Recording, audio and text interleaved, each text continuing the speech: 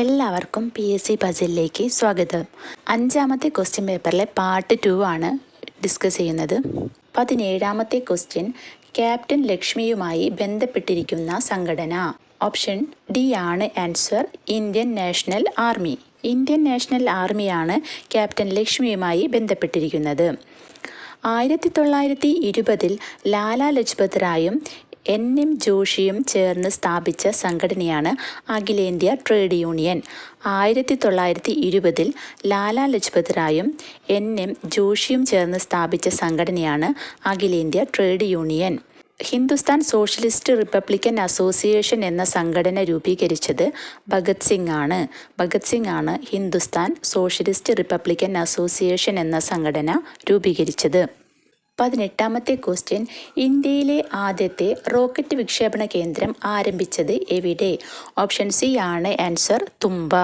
തുമ്പയിലാണ് ഇന്ത്യയിലെ ആദ്യത്തെ റോക്കറ്റ് വിക്ഷേപണ കേന്ദ്രം ആരംഭിച്ചത്.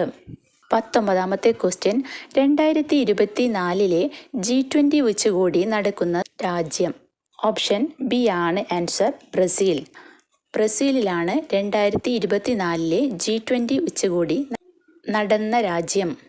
20ാമത്തെ ക്വസ്റ്റ്യൻ, 2024 പാരീസ് ഒളിമ്പിക്സിൽ ഇന്ത്യ നേടിയ ആകെ മെഡലുകൾ.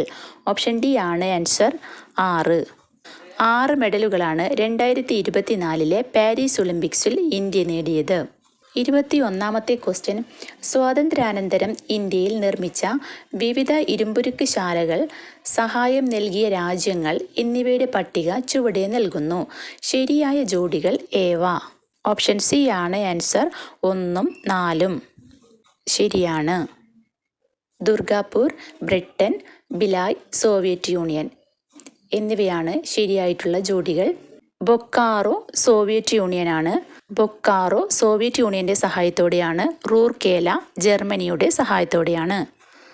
Durgapur Britain, Bokaro Soviet union, Rourkela Germany, Bhilai Soviet union. 22ാമത്തെ ക്വസ്റ്റ്യൻ, ഇന്ത്യയിലെ ഹരിത വിപ്ലവത്തിന് വഴിയൊരുക്കിയ ഘടകങ്ങളേവ? ഓപ്ഷൻ ഡി ആണ് ആൻസർ, എല്ലാം ശരിയാണ്.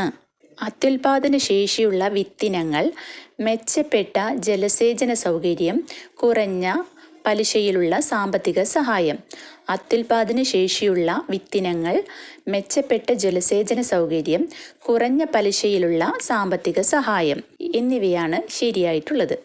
23ാമത്തെ ക്വസ്റ്റ്യൻ, ഭക്ഷ്യ സ്വയം പര്യാപ്തത, സമ്പദ്ഘടനയുടെ സ്വയം പര്യാപ്തത എന്നിവ പ്രധാന ലക്ഷ്യങ്ങളായിരുന്ന പഞ്ചവത്സര പദ്ധതി ഏത്?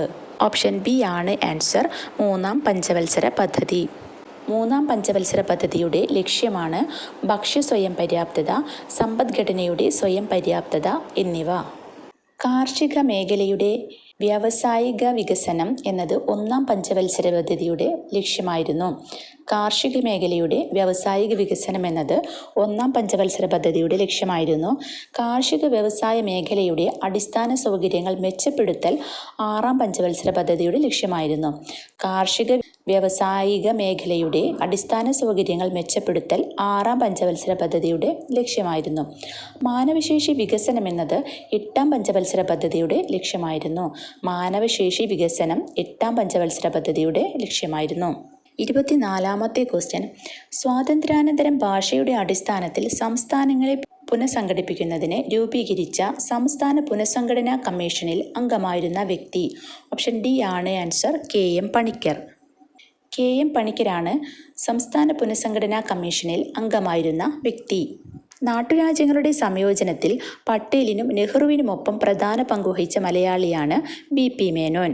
നാട്ടുരാജ്യങ്ങളുടെ സംയോജനത്തിൽ പട്ടേലിനും നെഹ്റുവിനുമൊപ്പം പ്രധാന പങ്കുവഹിച്ച മലയാളിയാണ് BP മേനോൻ. ഇന്ത്യയിലെ ആദ്യത്തെ റെയിൽവേ മന്ത്രിയായിരുന്നു ജോൺ മത്തായി. ഇന്ത്യയിലെ ആദ്യത്തെ റെയിൽവേ മന്ത്രിയായിരുന്നു ജോൺ മത്തായി. 25ാമത്തെ ക്വസ്റ്റ്യൻ, ഈ അടുത്ത കാലത്ത് കേന്ദ്ര സർക്കാർ അംഗീകാരം നൽകിയ ഒരു പദ്ധതിയാണ് UPS. ഇത് എന്താണ്? ഓപ്ഷൻ ഡി ആണ് ആൻസർ, പുതിയ പെൻഷൻ പദ്ധതി. കേന്ദ്ര സർക്കാർ അംഗീകാരം നൽകിയ പുതിയ പെൻഷൻ പദ്ധതിയാണ് UPS എന്നത്. 26-ാമത്തെ ക്വസ്റ്റ്യൻ, ആനന്ദ് ഏകർഷി ഈ സമീപകാലത്ത് വാർത്തയിൽ ഇടം നേടിയ വ്യക്തിയാണ്. എന്തുമായി ബന്ധപ്പെട്ടാണ് അദ്ദേഹം ശ്രദ്ധേയനായത്? ഓപ്ഷൻ സി ആണ് ആൻസർ.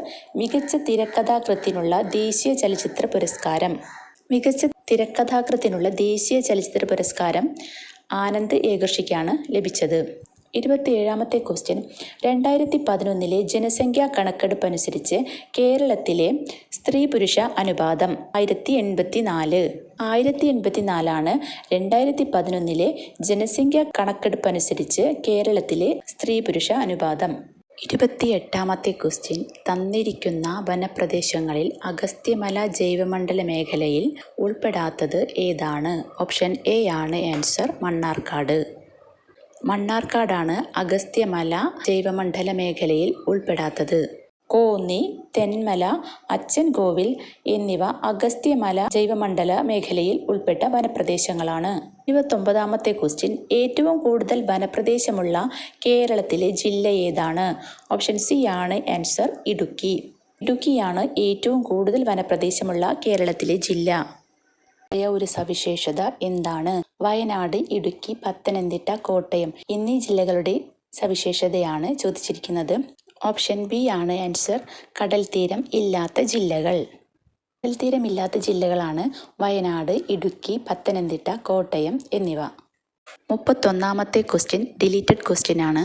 32-ാമത്തെ ക്വസ്റ്റ്യൻ, കേരളത്തിലെ കായലുകളും ബന്ധപ്പെട്ട ജില്ലകളും തന്നിരിക്കുന്നു. ഇതിൽ ശരിയായത് കണ്ടെത്തി എഴുതുക. ഓപ്ഷൻ ബി ആണ് ആൻസർ. വെള്ളായണി തടാകം, തിരുവനന്തപുരം. ശരിയായിട്ടുള്ളത് അതുമാത്രമാണ്. പൂക്കോട് വയനാടാണ്. അഷ്ടമുടിക്കായൽ കൊല്ലം. തിരുവല്ലം കായൽ തിരുവനന്തപുരത്താണ്. പൂക്കോട് തടാകം വയനാടാണ്. വെള്ളായണി തടാകം തിരുവനന്തപുരം. അഷ്ടമുടിക്കായൽ കൊല്ലം. തിരുവല്ലം കായൽ തിരുവനന്തപുരം. 33-ാമത്തെ ക്വസ്റ്റ്യൻ, ഇടുക്കി ജലവൈദ്യുത പദ്ധതിയുമായി ബന്ധപ്പെട്ട ശരിയായ പ്രസ്താവനകൾ കണ്ടെത്തുക. ഓപ്ഷൻ ഡി ആണ് ആൻസർ. 1, 2, 4 എന്നിവ ശരിയാണ്. ഇത് കാനഡ സർക്കാരിൻ്റെ സഹായത്താൽ നിർമ്മിച്ചതാണ്. കുളമാവ് അണക്കെട്ട്, ചെറുതോണി അണക്കെട്ട്, ഇടുക്കി ആർച്ച് ഡാം എന്നിവ ഇതിൻ്റെ ഭാഗമാണ്. വൈദ്യുതി ഉണ്ടാക്കിയതിന് ശേഷം പവർ സ്റ്റേഷനിൽ നിന്ന് ജലം തൊടുപുഴ ആറിൽ എത്തിച്ചേരുന്നു എന്നീ പ്രസ്താവനകളെല്ലാം ശരിയായതാണ്. ഇത് കാനഡ സർക്കാരിൻ്റെ സഹായത്താൽ നിർമ്മിച്ചതാണ്. കുളമാവ് അണക്കെട്ട്, ചെറുതോണി അണക്കെട്ട്, ഇടുക്കി ആർച്ച് ഡാം എന്നിവ ഇതിൻ്റെ ഭാഗമാണ്. വൈദ്യുതി ഉണ്ടാക്കിയതിന് ശേഷം പവർ സ്റ്റേഷനിൽ നിന്ന് ജലം തൊടുപുഴ ആറിൽ എത്തിച്ചേരുന്നു. ഇടുക്കി ജലവൈദ്യുത പദ്ധതി രാജ്യത്തിന് സമർപ്പിച്ചത് 1976-ലാണ്. 1976-ലാണ് ഇടുക്കി ജലവൈദ്യുത പദ്ധതി രാജ്യത്തിന് സമർപ്പിച്ചത്.